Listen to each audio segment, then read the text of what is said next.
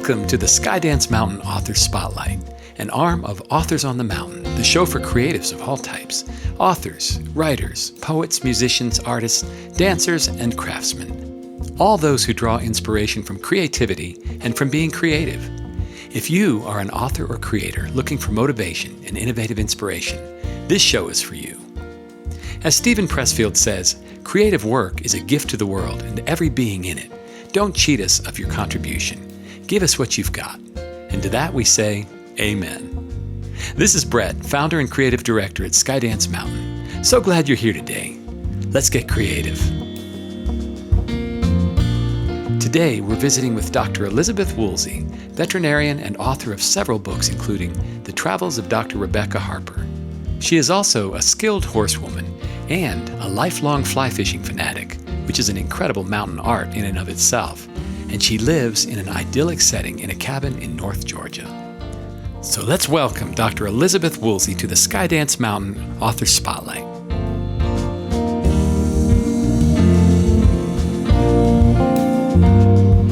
Hi, Elizabeth. So glad to have you here on Authors on the Mountain. And we're just going to talk a lot today about your new book coming out and actually about you to our listeners. Would you just share a little bit about who you are? In fact, let me just do this. You're an awesome storyteller. Tell us a story today. How'd you get started? Well,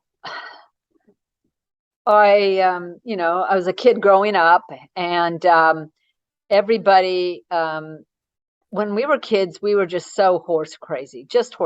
And my dad was a vet. And eventually we got ponies, but we watched the Westerns, and my dad was gone a lot, so I was pretty sure my father was Roy Rogers.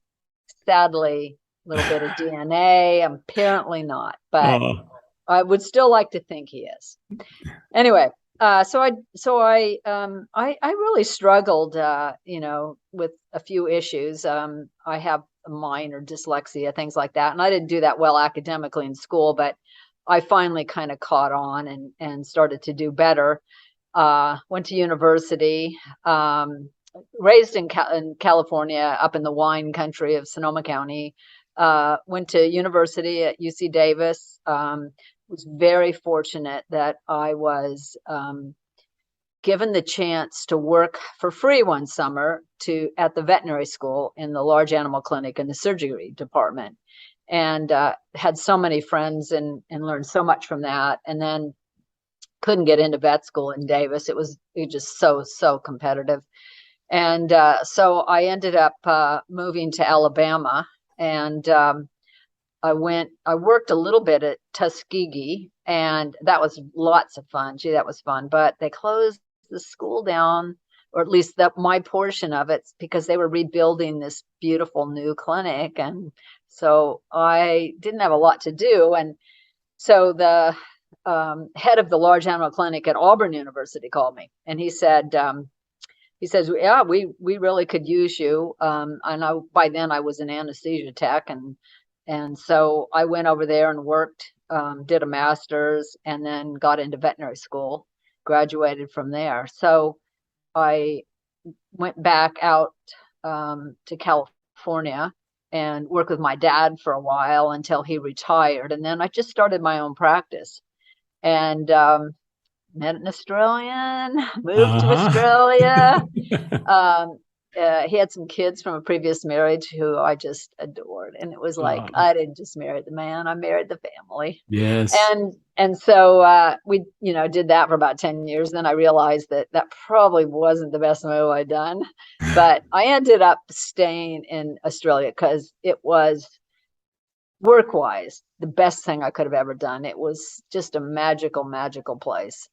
And such interesting characters, stories, animals, and it was all horses. I just had an equine practice. I did do some small animal, which was pretty scary, but I got through it. Mm-hmm. And so I, did all kinds of saw things that people had never seen. So, because I lived on the edge of civilization, as I like to say, and so I drew clients from as far as 12 hours away. Well, I actually had one horse come from Darwin down to South Australia. So that's about 2,000 kilometers or something. I mean, it's a really long distance. It's like from the top border of America down to the ocean or down to Mexico. And that horse came and had a tumor on its eye, and I didn't know this lady at all, but they'd struggled to get it fixed, and we couldn't get it fixed, or they couldn't get it fixed. So I had these kind of newer things, and I was able to experiment a little bit. So I worked on that horse and got rid of the tumor, and the lady hadn't paid me, and it was like it was, getting up there in money, because that horse had stayed with me a couple months, because it wasn't like I could just shoot it home and bring it back. Long short is that the horse recovered, never had another incident, went back home up to Darwin. I did get paid. And as I had told her, if you don't pay me, I'm going to keep the horse, because I really like the horse. So like 2 years later, she called me and she said, you know how you said you really like that horse? And I went, yeah. And I had a good riding horse, so it wasn't like I needed a new one. But she said, he's superfluous to my needs, and I'd love to give him to you. Wow. And he's really, really good horse. What kind of horse was it? Quarter horse, broke to death, had been in shows, did a lot of trail work stuff. Anyway, he was really, really good. So I had him for several years. But those were the kind of things that happened to me over there. People gave me their old horses, or, I don't know, just somehow I acquired really great horses. So I rode and did all kinds of things. And at the same time, I saw patterns of things that were unusual. And so I started writing about them, and I published 3 papers in a fairly prestigious journal. Had you written up to that? I'm sorry. Had you written up to that point? Oh, well, I'd written when I got a divorce. I was a little bit bored, and so I wrote a book called Horse Doctor. And this was your first book? That was the first book, and that was done in about 2005. And that's just really true stories about being a vet. Okay. And that's a picture of you on the front. Is that correct? That's me on the front. I'm standing on the opposite side, and everybody complains about it. Well, that horse was psycho. Couldn't stand on the other side. So we just took the picture, because I just love chestnuts, and I thought she was so cute. And wow. It was a little filly, and I was out there microchipping her and blood typing her for the thoroughbred racing registry. So that's why I'm on the opposite side. If I walked to the other side, she'd rear up and try to go over. Wow, interesting. But I just loved her. She was great. Oh yeah. Anyway, I'm sure she got over it. Not. Anyway, so I wrote that, and then I wrote these 3 papers. And when I was finishing the last paper, I thought, oh man, I'm going to be bored. And I had gotten in the habit of studying for an exam, which I never did. I didn't finish it and anything. But the only time that a vet, and especially a horse vet who has a private practice and on their own, the only time they're not going to be bothered is about 4 a.m. in the morning. So I used to get up at 4 a.m. and study for these exams, and I re-educated myself, which was really good. So the fact that I didn't do the exam, well, that's the way it is. But I really re-educated myself, and that was a few years ago. So once I decided that I just couldn't pursue this idea anymore, I couldn't sleep either. So I went ahead and I thought, I'm going to just write about something. And I was trying to think of what I wanted to do. And I used to, in Australia, because this is all in Australia, the only cable thing that was around had the Bonanza people and had the Bonanza series on. And so I could watch those videos of or television series, and they had every single one. And I don't think the United States even has them all, but for some reason they did. And so I would tape it and then watch it. And I was fascinated. As a kid, I watched it. And I didn't even watch the ends of the series because I got too old and I just had other interests. And so I didn't see the last few years of it. But what absolutely was so interesting to me was it was in color now. Oh, I had wow. never, I was black and white. I think once in a very great while we would go visit our grandmother and Mhm. watch it in color. So I started to watch the nuances of this, and that how much they repeated the same scenes. If it wasn't an important speaking scene, they would just throw a scene in of one of the cowboys riding down, through the valley or doing Mm. something. It was the same scene over and over.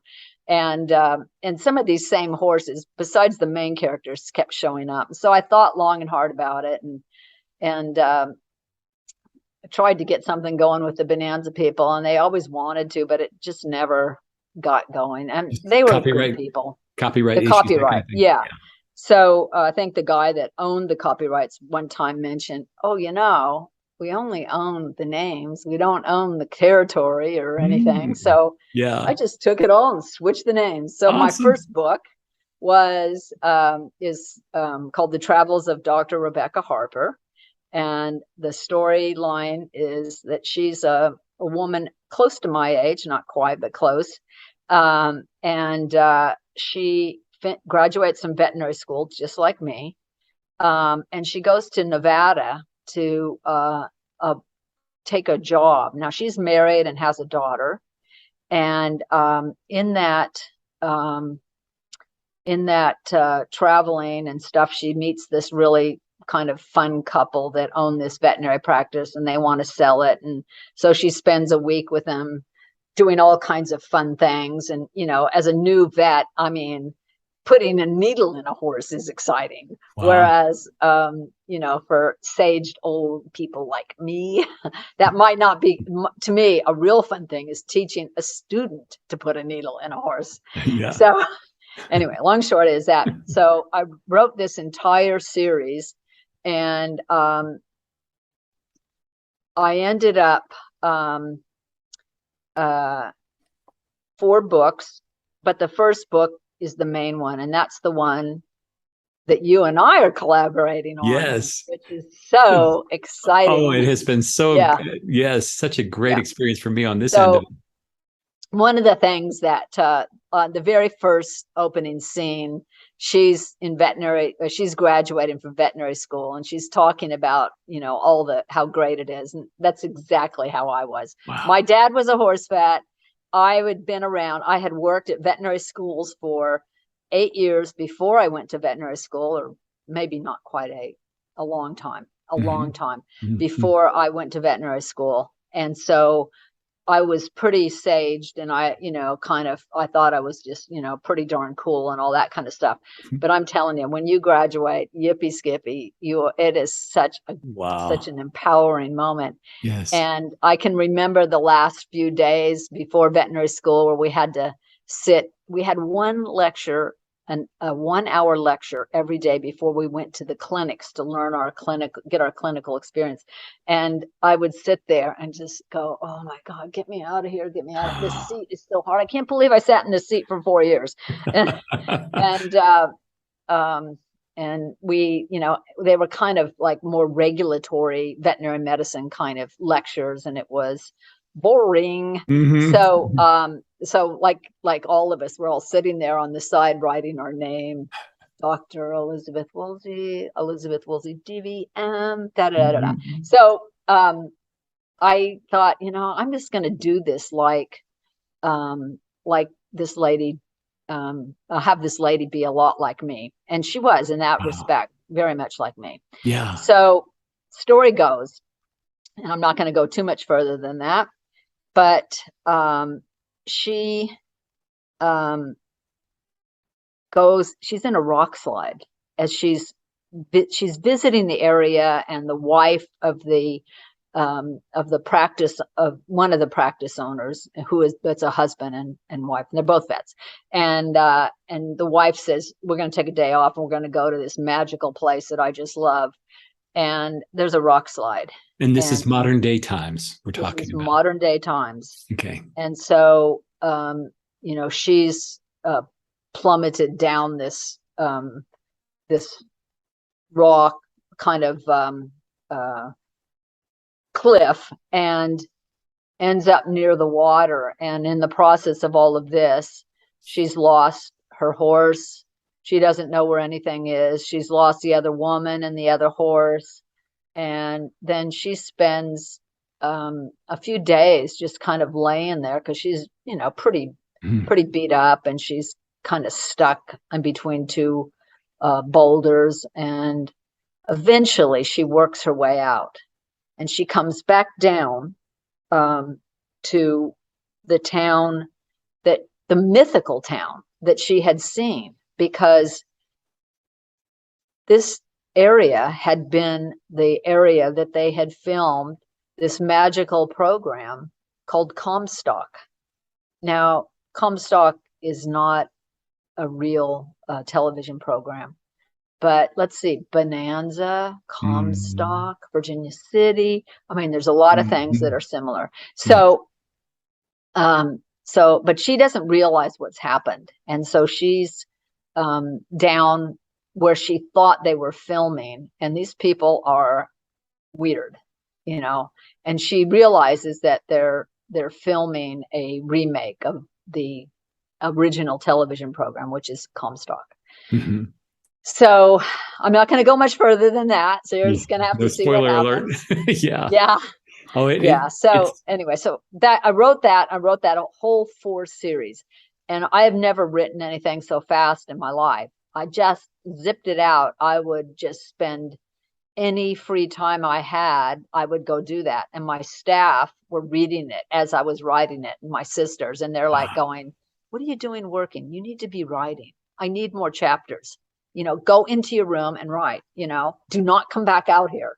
And so my life changed, and I just went from just absolute, of course, I was 68, I think. I know it's hard to believe. It is actually so young, but no, I'm actually 71 now. I don't even care anymore. So I was writing these as quick as I could, and I was finding that, I thought, when as a woman, and I'm a small woman, how long could I last in being a horse vet? And I figured 55. And my dad worked till he was close to 65. It's a very physical job, isn't it? Very physical job. So when I hit 60, I thought, 60, 65, I can do 65 now. So I got to 65 and I went, I can keep going. I don't mind. And I was just having so much fun and writing these papers and doing all this stuff. But once I started writing these books, that was it. I don't want to be a vet anymore. Wow. I wanted to write. And I was 68, I think, by then. And darn it, I deserved it. I deserved some time off. Yes. So, but I still did. And I worked until I was 70. I stopped doing a lot of the dangerous stuff. Like, I don't know when I collected my last stallion, but when you collect semen from them, it's a little bit hairy. But at some stage, my staff took over, and they are the reason I'm still alive. Because, thank goodness. Your reaction time slows down. So, and I really wanted to get away and be healthy enough to enjoy some retirement. And so I was really very, very careful. And, I was a vet. Well, I started working when I was 23 or something, although I worked in my dad's practice since I was about 16, but really working with horses a lot, about 23, I would say, something like that. I think that's when I started to work at the vet school at Davis. So, I had done some pretty hard yards and long yards, and I felt like, I deserved some time, and, I wanted to start to learn to do other things. And the writing just took over, and it's taken over my entire life. Wow. And I'm obsessed. That's awesome. And it shows in those books behind you. When did you come back to the States then? I retired the day before my 70th birthday in December of 2020, but I couldn't leave the country because COVID was on, and you couldn't get out, you couldn't go anyplace, you couldn't do anything. So we couldn't sell the practice. I mean, I'm not sure if most people know, is that not a lot of people want to be horse vets right now. And so getting people to work for me became really problematic. And at the end, I just did it myself. But I did it with these people that work with me, these staff members, that they took over anything that was difficult. They did it for me. Wow, that's good. it was there. Yeah. And I think it's National Vet Tech Week or something like that. Apparently it was that last week in Australia, but my techs and my staff in general kept me alive, kept me sane, kept me wealthy. No, I'm just kidding. Yeah. Horse veterinary medicine and wealth. Right, I don't right. know. Doesn't quite go together. Well, Anyway, yeah. Yeah, go ahead. I was Sorry. gonna say you're living a pretty good life. I've seen your place there, or pictures of your place there. You're a fly fisher woman, and your yard, your whole back panorama is gorgeous. It's to die for. I just did this great. I borrowed a critter cam from somebody, and I went through about 30 pictures this afternoon before we talked, and I found we've had two great bald eagles. Or bald eagles, sorry, we got gray blue herons, but bald eagles that have been terrorizing my fish because I have a creek, and I got a video of one doing it. Wow, very cool. I went down to where it was eating something, and darned, there was a dead fish. So I've got fish that I've stocked in this creek. So yes, it's really nice. It's in the mountains of Georgia, so I am a mountain girl. Just you really are mountain artist, mountain author, and just living the dream here. But it wasn't really from veterinary medicine. It was like an inheritance. So yes, yeah. Anyway, it's just enough. I'm not wealthy, and I don't care if money has never, ever, ever been my motivation. You're living the life. Oh, wait a second. I'm going to take that back. There was one time when money really was the motivation. Yeah. And it's a great story. So when I was about 13 or 14, I wanted a pair of suede cowboy boots, and suede had just come out. And so I was trying to think of how I could earn money, because I think these boots were $17. Now, keep in mind, they would be $120, $170 now. Literally, they really would be. But they were $17. And I lived in this little town, Sebastopol, California. Mr. Lash had the shoe store, and so he said, I'll get them for you, but you've got to save up the money. And I think I had to put $5 down, get some skin in the game. So I was trying to think of ways to get money, and my house where we lived in this town had this gigantic scourge of snails, and my mom said, I'll give you a penny a snail to get rid of the snails. Wow. So I collected snails until I got to about $12, and then she said, you're just rehashing those. I am not, and I brought my bag, and I would do 100 snails a morning. And so that was $1 a day. Wow. And so I think when I hit 12, she said, okay, I'm only going to give you a penny for 2 snails. So I eventually got all the money. So that's money great. Was the object in that, and I got my boots, and I got your boots. Awesome. Oh, that is a good story. Now you're a retired vet, but you're still being called on for consultation from time to time, or you've written some things in journals. Tell us a little bit about that. I just did a podcast. One of the sad things that I'm kind of an expert at is horses with burns. And what happened was, in our area, we had we've had several fires come through, and we've had some horses that were burned, but we had this one fire. It's very famous. It's called the Pinery Fire. The big fires that were in California, and I don't know how many acres, the big one you had in Colorado. Do you remember how many acres that was? No, we've had several, and even in Rocky 2 years ago, the East Troublesome Fire, and it was thousands. Yeah. Okay. Yeah, well, this is. So the big fire in California, the one that in Sonoma County that burned, 1,000 homes and stuff. In my stomping grounds where I was, I think that was around 300,000 acres in total. Now that's kind of, I think 2 or 3 fires converged. But that was over 4 days. And really big fires that people talk about, the Valley Fire, other ones that were in California, because I'm from there, and so I know about them. In fact, I was there for one of them. I was there for both of them, really. Both of them. I was in different areas. I had nothing to do with it. Sounds fishy. Make that clear. Yeah. Anyway, those were like 75,000, 77,000 acres. Our pinery fire was 225,000 acres that burned in 5 hours. Wow, that is a big 5 fire. I just hours. did a little Google check, by the way. East Troublesome was 193,000. Okay. So that was bigger than that. My goodness. Yeah, and also it didn't happen in 5 hours. Right. That's the No, thing. it was It just days. raced through. And there were hundreds of thousands of animals that were killed. And we don't know how many horses. They counted the chickens, they counted the cattle, they probably counted the sheep, because the government, it was important to the primary industries, our government body that oversaw that stuff, but they didn't care about the horses.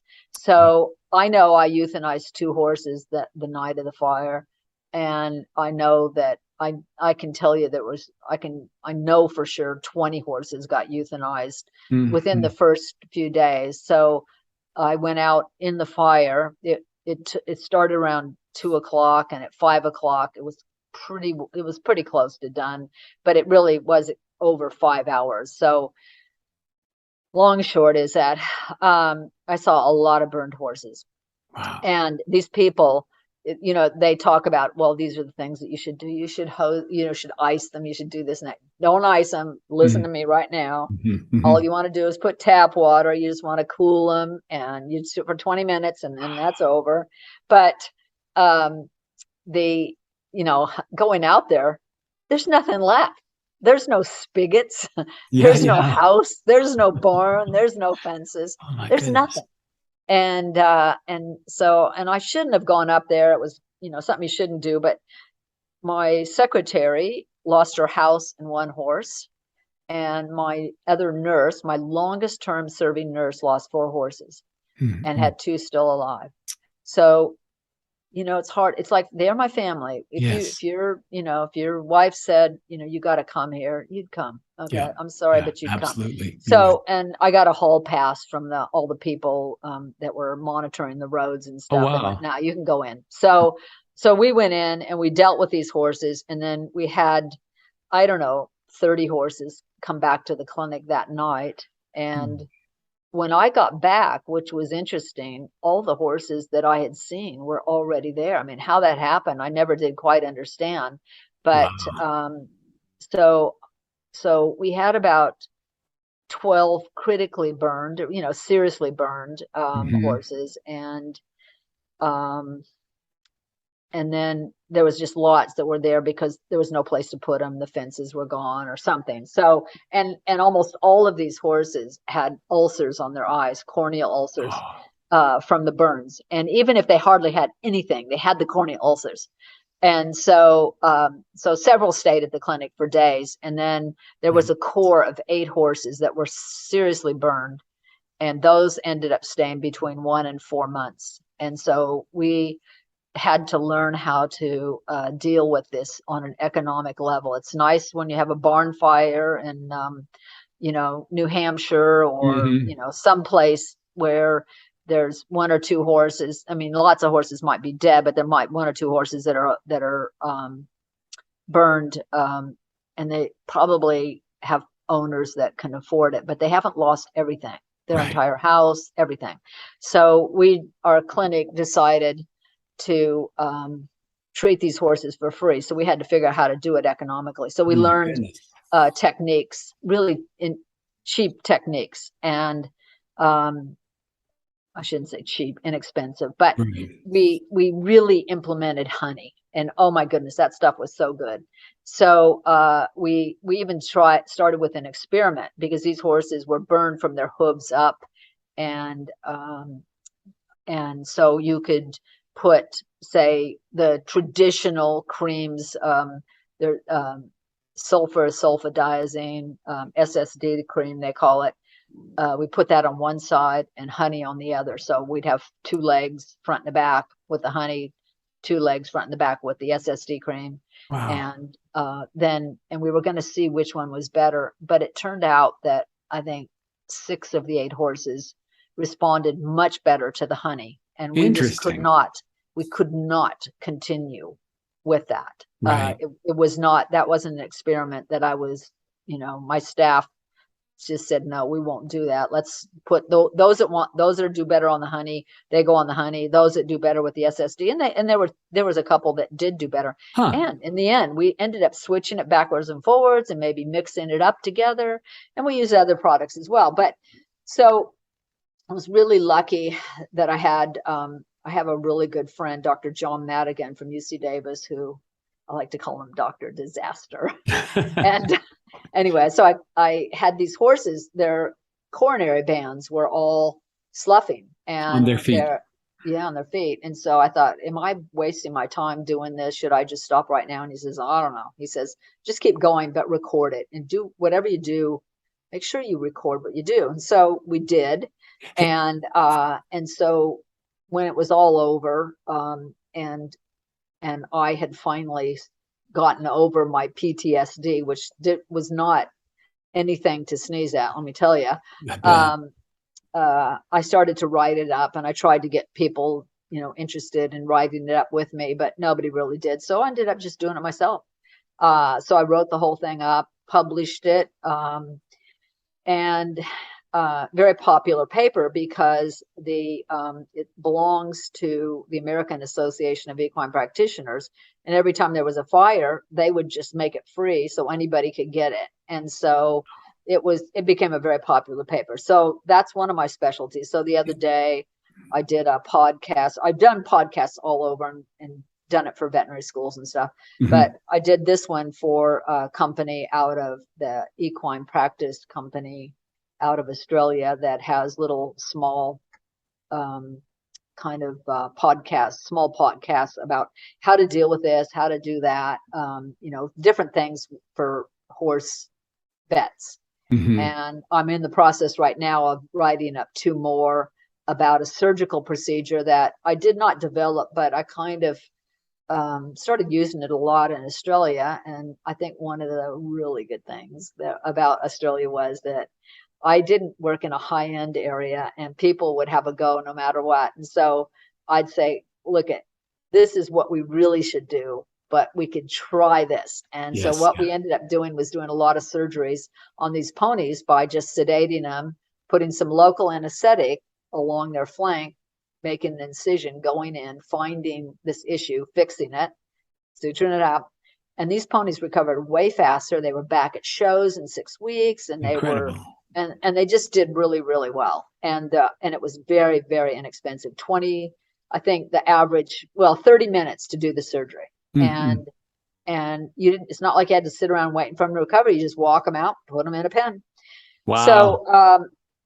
So that's another one that I did. So I'm doing some about that right now. And I'm a mentor for an admin for a Facebook group that has about 5,000 or 6,000 vets on it. I don't do a lot, but I do some. So mm-hmm. I keep my fingers in it, and I've been doing a little continuing education over the last few weeks. And saving a lot of owners heartache and horses, because for those of our listeners and viewers who aren't familiar with horse hooves, the importance of that horse hoof, can you just describe the core you were talking about the coronary band? The coronary band? Yeah. Well, so what happened is that separation of the coronary band is like what happens at the very terminal parts of laminitis or founder. And a lot of people know about those kind of things, mm-hmm. where these horses become so debilitated from this losing. It's like losing your fingernail. It's like taking your fingernail off. And mm-hmm. as you know, there's these you don't know, but I'm going to tell you, mm-hmm. there's these interdigitations between the fingernail and the finger, and they're like this, microscopic. And so that's why it hurts to pull your fingernail off. It hurts. And it's the same thing. And they call it laminitis. Same thing in horses. So these horses had this big area, like their whole hoof was pulling away. And I talked to a bunch of fairly high up podiatrists, and they're all going, you might as well, save yourself. But it did work. And they never only one horse ever got very sore.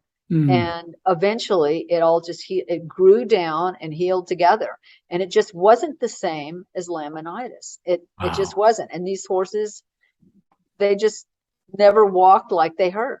And so anyway, long short is, so we had these horses there for months, and my criteria for euthanasia was if they stopped eating, but none of them ever stopped eating. That's beautiful. They always kept going no matter what. So that was really, one of my better things. But you want to hear about all my bad things that I did, all the mistakes I made? I was just going to say, that was just a crucial. Let me tell you. Well, we all fail forward if we don't stop moving. But I was just going to say, you saved so many lives, because it's not just like a fingernail where, oh, I pulled out my fingernail, I'm going to live. With horses, you have to put them down if they can't walk, correct? Yeah. So, there's plenty of horses that have lost their entire hoof capsule and regrown it. I mean, but it's a monumental effort. But with these horses, it's all 4 feet, and it should have hurt like heck, and it just didn't to them for whatever reason. So, and I don't think we really know the mechanisms. I think it was just super hot around that coronary band, and that tissue was alive, and so it died back a little bit. And but I could put my finger in to about there, about an inch deep down inside there, and occasionally we'd have to get some maggots out. Man! But they did well. They really did. And so all these horses, all but one, went back to some level of performance. The one that didn't, we ended up breeding her as all this drama was going on, and she had a foal. And I think she eventually, she did get put down. But it was like 2 or 3 years later, and the lady that owned her wasn't able to deal with her skin problems, because she did have cracking and stuff. All the other horses, you would really have to look to see that they'd even been burnt. And if you look at pictures of them, you'd be horrified. So. Wow. So you have experience not only as a vet, but as a writer, a vet who is a writer, and you're writing all about that. I did have a couple of questions about the travels of Dr. Rebecca Harper, if you don't mind answering. No. How did you come up with the name Dr. Rebecca Harper?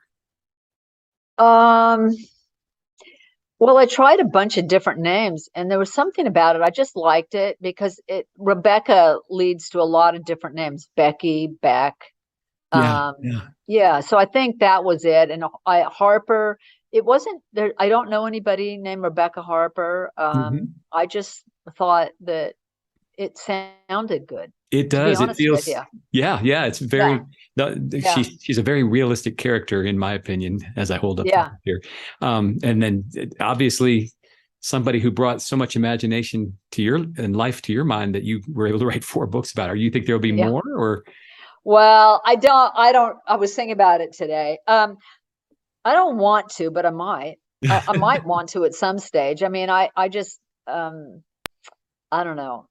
When all this was going on and I was trying to deal with the bonanza people, there was quite a long pause, 2 years, that we were, we'll do it. Yeah, we'll do it. But I just can't do it right now. That kind of thing. So, I mean, they were really nice. They really were. So I finally just said, okay, forget that. So I thought, well, what should I write that people would really like? And I'm sticking with the theme of veterinarians, 90% horse doctors, but I'm starting to kind of branch out a little bit and I'm doing one right now with a small animal vet, but there is a horse vet involved in it, but the primary character is a male small animal vet. And I tend to kind of deal with people that are older, because I are one, and kind of like I always talk about, my friends, these old geezer friends, and I go, I can say that because I am an old geezer, even though you look like it. Anyway, so the next book I wrote was a book called Small Town Secrets, and I thought, what's going to be commercially good? And I wanted to do something in Australia. So before I left, and I knew I was going to leave eventually. So I ended up writing this book about Carly, and I can't, Carly, anyway, this veterinarian Carly, let's just say Carly. And she's living, she's an American vet like me, and she's living in a rural area of South Australia like me. And she's accused of murder. And she's married, and she's got 2 kids, and her life starts to fall apart. And she's accused of murdering her babysitter, which is an elderly woman who lived across the street, Mrs. Miller. And in all of this, I developed these characters that are just really fun. I mean, really fun. So there's these 2 women that are her friends, a policewoman and a nurse. And I found, one of the things that I found that I didn't know, I didn't realize it till people told me, was I do fairly good dialogue, and I really work to make my dialogue sound realistic. Yes. So I and it's, you know, even well, I wasn't very modern in the time travel series, but the other books that I've written, it's realistic. You know, I don't swear a lot, but I do swear some. Or, you know, my characters. Yeah. It's pretty mild, but you know, horse vets. You know, probably going to find that hard to believe, but we actually occasionally swear. Yes. And as I always say, especially to young people, there's a lot of words you don't want to use unless a horse steps on your foot, and then let it fly. It's okay. Yeah, that's right. That's why those words were invented. Yeah, exactly. So, anyway, there's a lot of dialogue between Carly and her husband, and Carly and these 2 women. And then there's a character that's an old lady who is kind of she's a real character. She's a lawyer, and Carly hires her to help defend her. And there's just all these interesting people in this town. These characters are just, they really are good, and they're lots of fun. There's, you know, a few bad people, but not much. So it's kind of a cozy mystery. Okay. And I've got to say, it's actually been quite popular. And although I've hardly ever promoted it, and it was just one to get me going and to get me published, because I was waiting on, you know, permission to use the Bonanza names, which didn't happen. But so I got that one done, and then I thought long and hard. I was still in Australia, and I thought long and hard about, well, what do I want to write about next? And I was thinking about, well, what about an American vet who lives in Australia, who's going to retire, and she's going to move back to America and have adventures there as a retired vet. And she writes cozy mysteries about vets, and which sounds kind of like me. I was going to say, good setup character. Yeah. Anyway, so the first book in that series is called Catch and Release. There you are. Yeah. Well, it's not me. It's blonde. So good looking, tall, blonde, but she's still old. And in fact, that could be gray hair. Anyway, so she goes back to the United States, and she starts meeting interesting people. And the little boy that you see in that picture is he's a deaf mute. And so she starts to care for him a little bit. He comes over every day, and she's getting the house fixed up. She's bought a cabin in the mountains with a small creek on it. Sound familiar? Sounds very familiar. Yeah, but it was an easy character to write. Let's put it this. I wrote the book before I even retired. Really? You wrote? Oh yeah, everything. All that was all my books to Interesting. date. There's 2 coming out now, but all the other books were written. I think that the second book in the series of Catch and Release is called Catch and Keep, and the last part of that was written after I retired. Yeah, and some of it was written here, but in general, it's it was all written over there, and so much of it has come true. So I didn't know where I was going to live. I just moved back. I've been looking around in different areas, and Georgia just fit a lot of my criteria, little bit of snow, but just enough to say, oh, look, picture. Right. And that's it. Thank you. You can go away now. And I needed to fish. And so I've been really blessed that I've got this stream. I buy trout, put them in, have a fish feeder, keeps the fish there, and just enjoy the heck out of this life and where I'm living and the people that I'm meeting. And so in all of that, there's 2 new books coming out. And one of them, actually, I wrote, I think, before I wrote my other one. I started it maybe 10 years, maybe longer ago, about some kids that want to be vets. And that's called Parkside Veterinary Clinic. And it's a book series, and it's about 4 teenagers that want jobs at a veterinary clinic, in a mixed practice in the Midwest. The first book is I Want to Be a Vet. Wow. And then the subsequent books will be about the 4 kids and also the people that are involved in it, because everybody has a story, just like you and I. We all have a story, and maybe you're the kennel help, but you got a story. That's Wow. My staff, every single one of them, everybody that I've ever worked with has a story. That's beautiful. Well, I've said it before to you since we've known each other over the last 6 months or so, that you are living an enviable life, at least in many, many people's eyes. And what's so fascinating to me now is to hear how you wrote that out before you actually started living. And writing seems to come, you're so prolific. Writing seems to come to you as easy as buttering toast. I don't know. I don't know if you feel that way, but it feels natural from what I'm hearing from you. Yeah.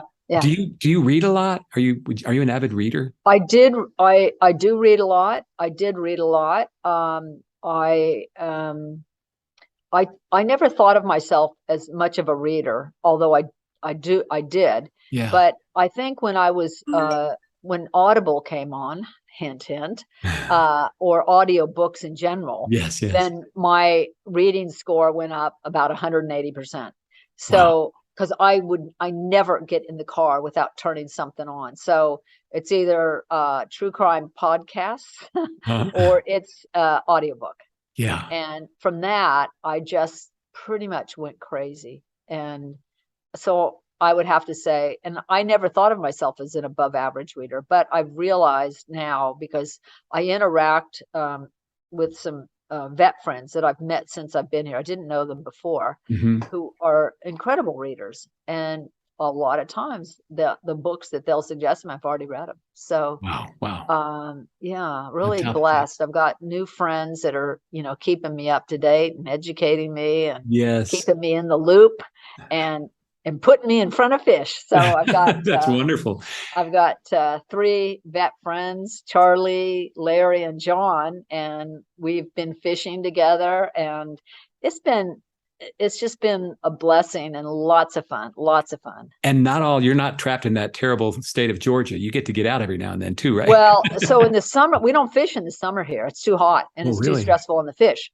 So that's why I have to be nice to these other people. Yes. And so I've fished this year. I fished on the Rio Grande River, and I took my niece up to the Blackfoot in Montana, and and we're ready to start fishing here, but our water levels are so low that I'm not getting any fish yet. So, but I will start fishing. I got a friend coming out from California, and he and I are going to go places and fish and stuff. Yeah. So, I get up at 4 a.m. and write, but about 9 a.m.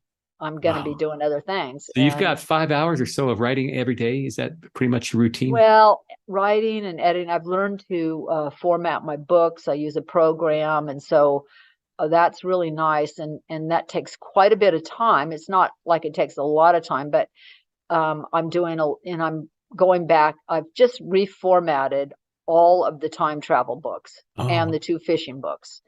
And I've read every single one again. And, you know, you always find mistakes, but I've got a new reader that I listen to that I pick up a lot more because her voice is a lot like mine. yes. Well, she might be younger and perkier, but it's a lot like me. Anyway, no, I'm just kidding. So I do that, and so I've reformatted all those books, and then, you know, I do have editors. There would be no way I would do this on my own. I've had some Yes. great editors. I have a friend, Marilyn, from Kentucky, and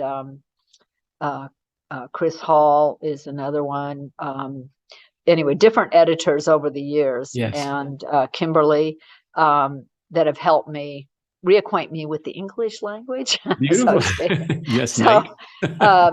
but you know, you can't. That's one of the things that you got to watch out for. You know, it's nice to have proper English, but that doesn't often make a great story. So Yeah, you got to put it so it sounds good and it sounds more realistic. And I think that's one of the things that has, you know, been good for me. that's good. What program are you using, if you don't mind me I'm asking? using Like a format. Atticus right now. Atticus. Atticus, and I am loving it. I can take a book, and this is what I've done. Every single book, I had somebody else format it for me, but I had the originals. So I went back and read the originals on, which I do it on Word. I just always like Word. Yeah. And I went back and I had them read aloud, just read aloud, and that's how I pick it up, because I do have dyslexia, and so I will not see mistakes, but I'll hear it for sure. It's And so I you know, do that, and then put it into this program. And if it's edited well, and if it's the original the original Word document, one click and it's in Atticus.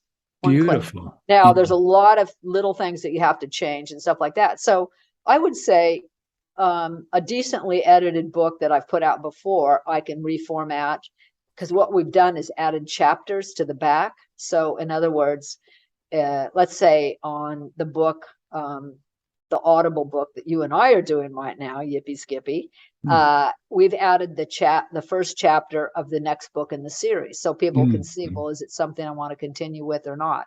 As an And then we've epilogue. added, and then we've added QR codes and little links and stuff, because so many readers these days are on ebooks, you know. Yes. Yeah. So ebooks and audio books are the rage. The Wow. print book is nice. We always want to have a print book. Love my print books, but the other modalities probably are more profitable. Yeah. All in all. So why did you decide to do an audiobook? Well, I'd always planned to, because I listen to audiobooks all the time. And I've been waiting to kind of find out, because, you know, doing an audiobook isn't it's expensive.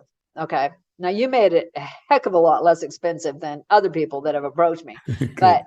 but it is expensive. But I do a lot of, just like I do continuing education, even though I've retired from veterinary medicine, I do a lot of education things on publishing books and stuff. And the hands down, everybody's saying that the audiobooks can be much more profitable.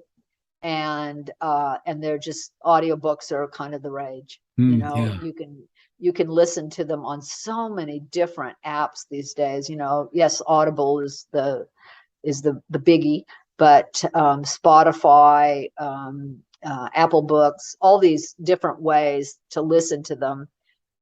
You can, you know, there's so many different venues that you can do. And so, and I can tell you right now that of all the people that want to read my book that I know, say from Australia, I would say maybe 30 of them have done it, and 90% of them just aren't readers. They just aren't readers. And so when we go with the audio, I'll pick up a lot of people. I know I will. Yes. You know? Yeah. And like people like me, like I actually last year went through a vision issue, and I lost pretty much vision in one eye for a while and had to have surgery. but I've been really struggling to actually read. And so these friends of mine were, sending me books, and I would just get the Audible version and listen to it that way, because I just couldn't read. Now I can read it. So now I am physically reading, but the time that I take to read is usually when I go to bed. Well, you can imagine, if I get to 5 pages, that's a miracle. Right. Yeah. Especially when I get up at 4 in. That's true. That's true. Hope we're not keeping you up too late right now.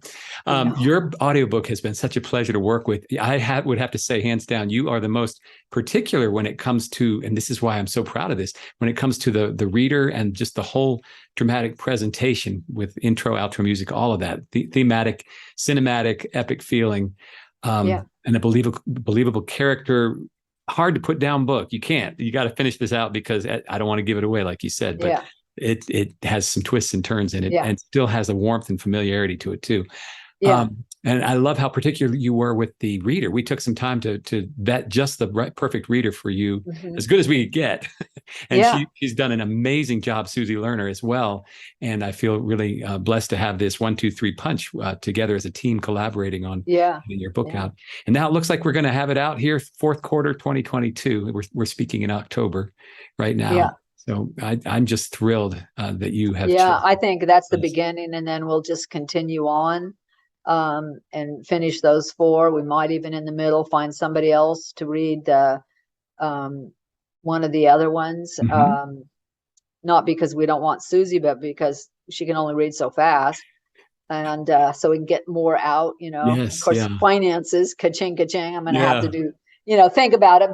But I really, I am really keen to get these books into audio, and you are a dream to work with. So if there's anybody out there that's looking and is wondering, should I do it or not? Well, I don't know whether you should do it or not, but if you're going to do it with this guy.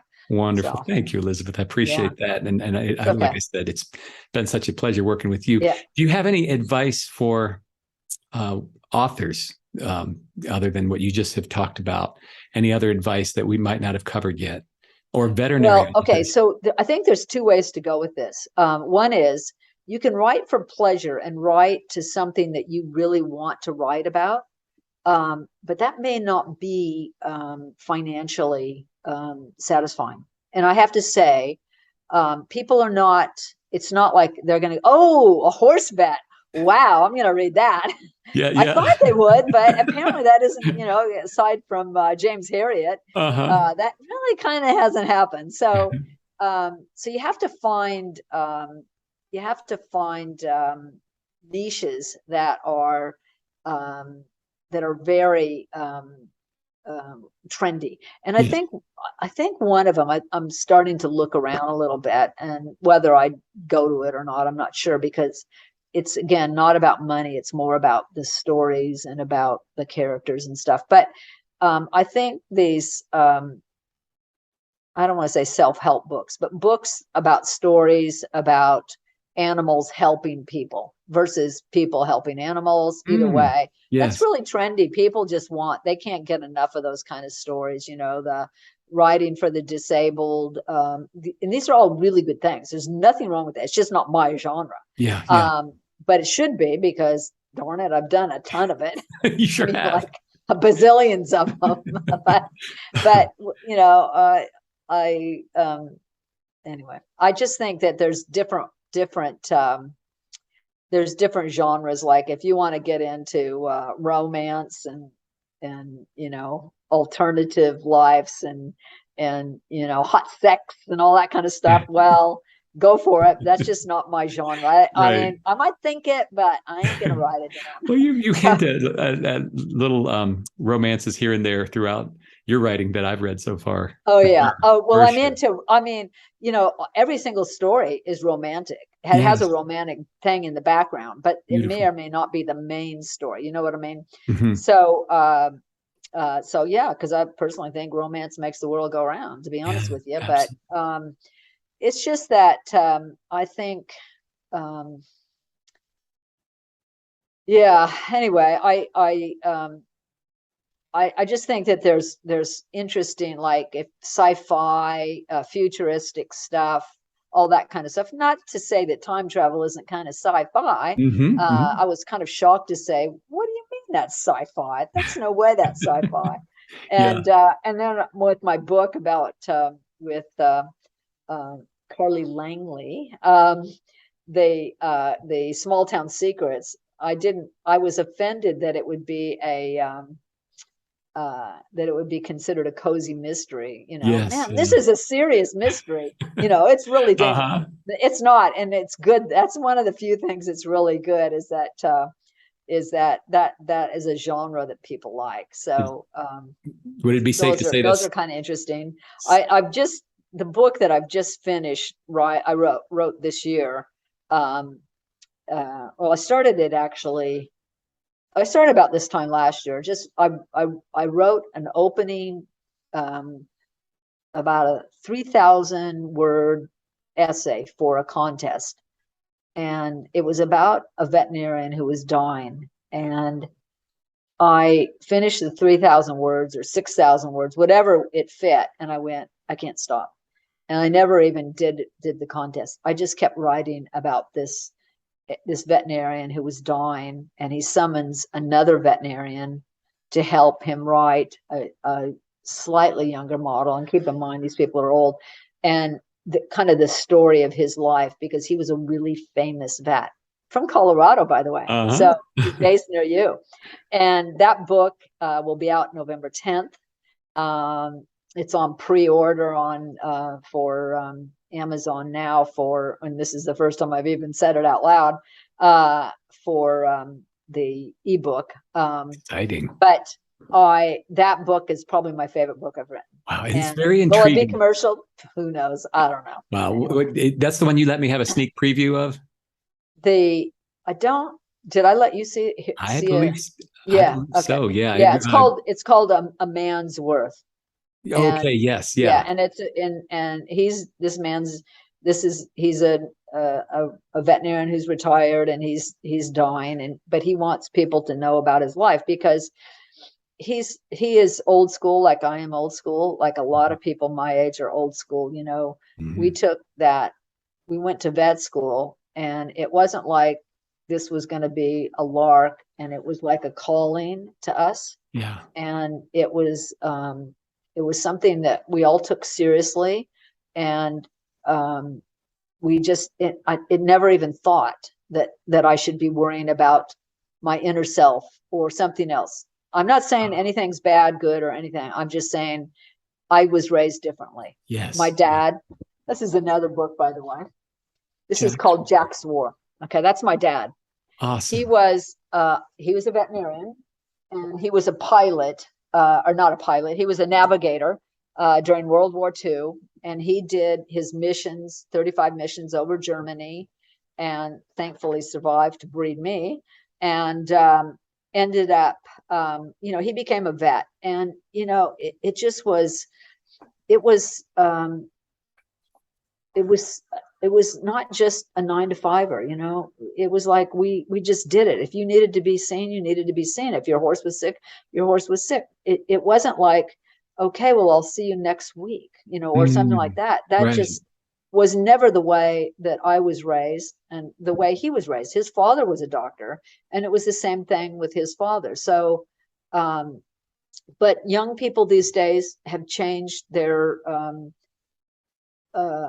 changed their focus, and I'm not saying either way is good or bad.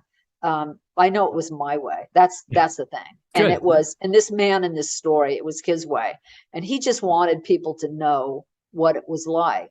And this work-life balance thing, hate that. Yeah. So I always think of it as a teeter-totter, and the vet's sitting in the middle. Family's here, your work's here, and yes, the balance going back. Anyway, so I know mine was work. Work heavy. Yes. Yeah. So I wrote about that, and Beautiful. so that's what I wanted. The story is that he wants people to know what he went through and why he did what he did. And his younger lady vet friend comes she's to not help that him. much younger. She's probably my age. writes the Yeah, story. Well, yeah. she worked under him, and she was the same way. Yes. So She understood she him. was, and in fact, most older vets, I think, not all, but most older vets, they really took their work seriously. Mm-hmm. As I like to say, I have the world's record number of rejections from veterinary school. Man, I really wanted to be a vet. And so when I finally did get in, I felt very privileged, and I felt like I owed society a little bit, to really, I went to Auburn, and I was lucky enough to have lived there long enough that I got in as a resident. And I, um, I felt like that was a real privilege. And I thought of all the people that never did get in. Okay. Because Yeah. I took somebody's place, Mm-hmm. and I just wanted to make sure that the society, the state of Alabama, Auburn University in itself, got their money's worth. Wow. I love that. That's Yeah. inspiring, very inspiring. Yeah. This story, this trail that you've been telling is about somebody with passion that didn't give up. It sounds like I can read between the lines as you're talking that there were a lot more trials and hardships, from the fires and working with the people and the horses in Australia, getting into vet school, writing, which you make it sound easy, but I know that that's work, but it's a work that you enjoy, correct? Everything you do, you seem to have an energy and a passion and an enjoyment for what you do, Yeah. or you wouldn't do it, right? Yeah. And now Well, fly fishing. as I tell people, and I did go through some bad times before. I mean, like everybody, and all the bad things that happen to vets, I promise you, they happen to me. Yeah. One of the things that my motto is, I choose to be happy. And man, it's a hard gig sometimes. It's a real hard gig. And I realize that doesn't work for people that are in, clinically bad depression or something like that. But I worked really hard, and I'm going to enjoy it. I love and that. I really do. I just, if I don't like it, I get out. It's inspiring. And that's why I was just thrilled when we connected through Carly Cade, who is also an author. Who shout out to Carly. Thank you to Carly. She's helping so many people. Carly Cade Creative. She's got the Equine Horse Show podcast. Check it out. KADE. That I thought it was CADE. It's Carly with a C, but then Cade with a K. AD. Oh, okay. Yeah. Okay. So, but I bet you'd find it either way. But I was just so thrilled to find you there and to find Carly. And there are people out there. You don't have to be a vet or even own horses to really enjoy her show as well. And she's saying a lot of the same things. But my point here is that I really believe that we were connected for a reason, and I'm thrilled to have found you and keep working. I love that you're not a complainer no matter what we're going through. You are always focused on the fun stuff. You're always inspiring me. I see your pictures on your Facebook, and not only that, but your fly fishing and your adventures led you out here to Colorado. We got to meet each other this past July, and that was really cool. And I hope to see you again out here and go horseback riding next time in Rocky Mountain National Park with you. Well, I do still horseback ride. So I ride once a week. The sad news is I only do it during the summer because the lady that I ride with, who's a retired doctor, takes her horses back to Florida and she's my age and she's still hunting. So she takes them back to go hunting. So,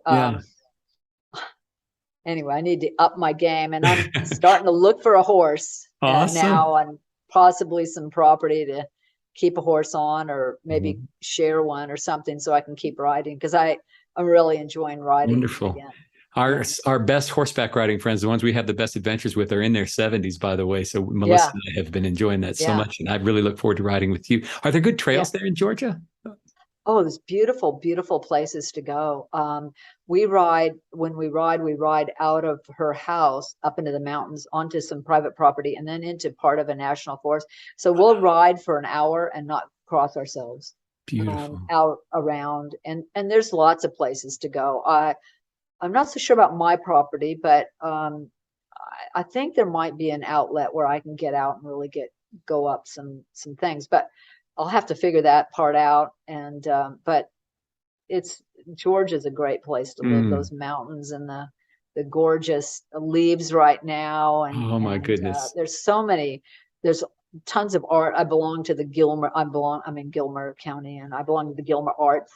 And we have a literary group, and I belong to the literary group for the Booth Western Art Museum. And boy, if I could ever plug anything, go to that place. It is amazing. It's west of Atlanta in a town called Cartersville. And it is like, well, I think it was voted the best Smithsonian adjunct museum in the United States. Yeah. It is amazing. And we have a literary club. I ran down today and took them a bunch of books that I'm just donating because they're having a pop-up sale tomorrow. And, nice. And so, yeah, and the art is just incredible. It's just incredible.